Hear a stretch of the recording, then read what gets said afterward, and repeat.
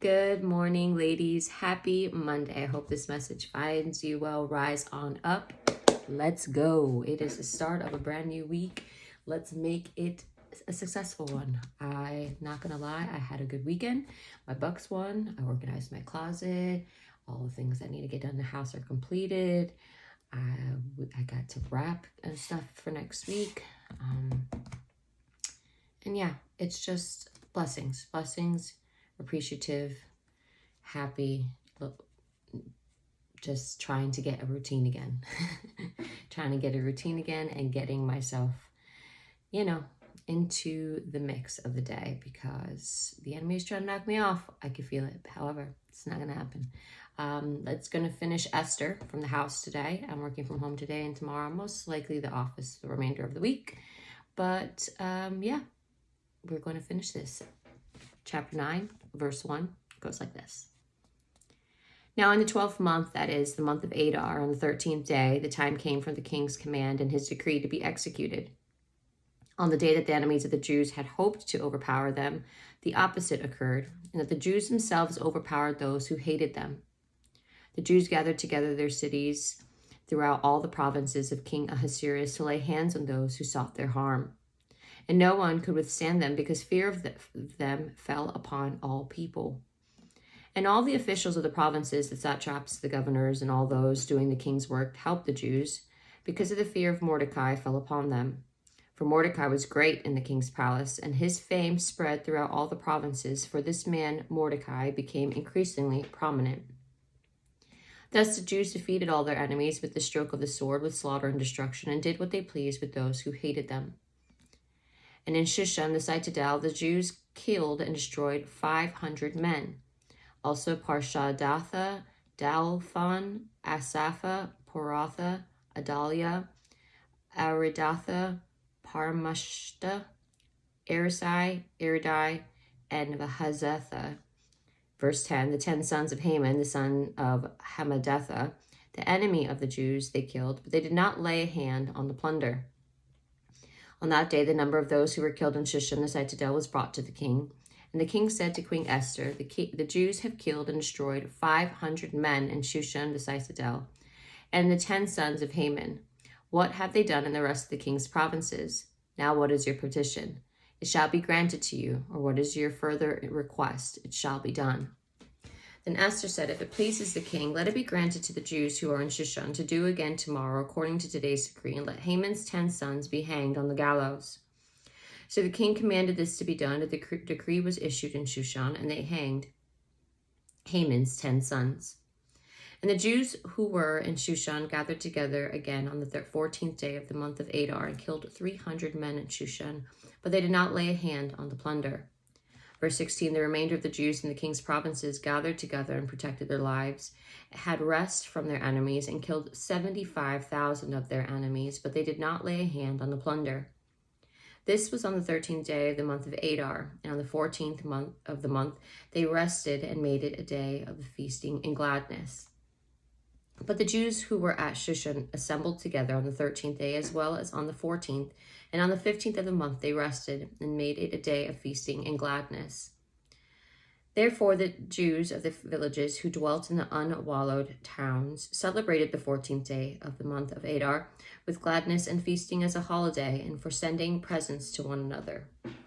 Verse 20, and Mordecai wrote these things and sent letters to all the Jews near and far who were in all the provinces of King Ahasuerus to establish among them that they should celebrate yearly the 14th and 15th days in the month of Adar, as the days on which the Jews had rest from their enemies, is the month which was turned from sorrow to joy for them, and from mourning to a holiday. They should make them days of feasting and joy, of sending presents to one another and to gifts to the poor. So the Jews accepted the custom which they had begun as Mordecai had written to them. Because Haman, the son of Hammedatha, the Agagite, the enemy of all the Jews, had plotted against the Jews to annihilate them, and had cast pur, that is, the lot, to consume them and destroy them. But when Esther came before the king, he commanded by letter that this wicked plot which Haman had devised against the Jews should return on his own head, and that he and his son should be hanged on the gallows. So they called these days Purim, after the name pure.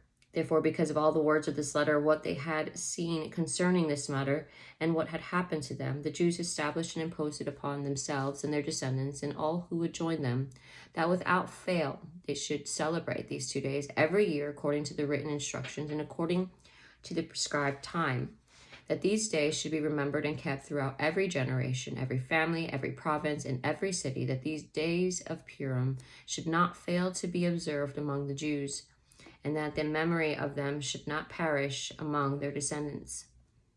Verse 29, then Queen Esther, the daughter of Abihail, with Mordecai the Jew, wrote with full authority to confirm this second letter about Purim. And Mordecai sent letters to all the Jews to 170 provinces of the kingdom of Ahasuerus with words of peace and truth, to confirm these days of Purim at their appointed time, as Mordecai the Jew and Queen Esther had prescribed for them, and as they had decreed for themselves and their descendants concerning matters of their fasting and lamenting. So the decree of Esther confirmed these matters of Purim, and it was written in the book. We're in chapter 10, verse 1, and it's very short, just a few, literally 3 verses. Verse 1, and King Xerxes imposed tribute on the land and on the islands of the sea. Now all the acts of his power and his might, and the account of the greatness of Mordecai, to which the king advanced him, are they not written in the book of the chronicles of the king of Media and Persia? For Mordecai, the Jew, was second to King Ahasuerus, and was great among the Jews, and was well received by the multitude of his brethren, seeking the good of his people and speaking peace to all the countrymen. Just so we have some emphasis, the celebration of Purim, or the Feast of Lots, falls in late February or early March. It continues to be celebrated by the Jews with reading of Esther in the synagogue, accompanied by noisemakers and booing whenever Haman's name is read. It is the first Jewish festival to be observed and without mention in the Torah. The holiday is observed with masquerading, feasting, and games, similar to the carnival celebration preceding the Lenten season. The Jewish Talmud prescribed festive drinking on Purim until one cannot distinguish between Haman be cursed and Mordecai be blessed. Purim celebrates the power of God working in history to preserve his people and to deliver them from destruction. And that is all. That's all that there is. And these people hop on Job tomorrow. Hopefully you found a word and see that God always prevails. His ways always prevail.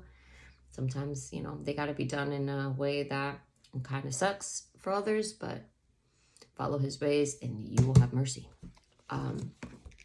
Yeah, so today, let's have an awesome week. Let's have an awesome day. Let's have an awesome, just be thankful you woke up today. We have breath in our lungs, okay? So that's a plus. Not a lot of people can say that when they wake up the following morning. So take today and go do something with it.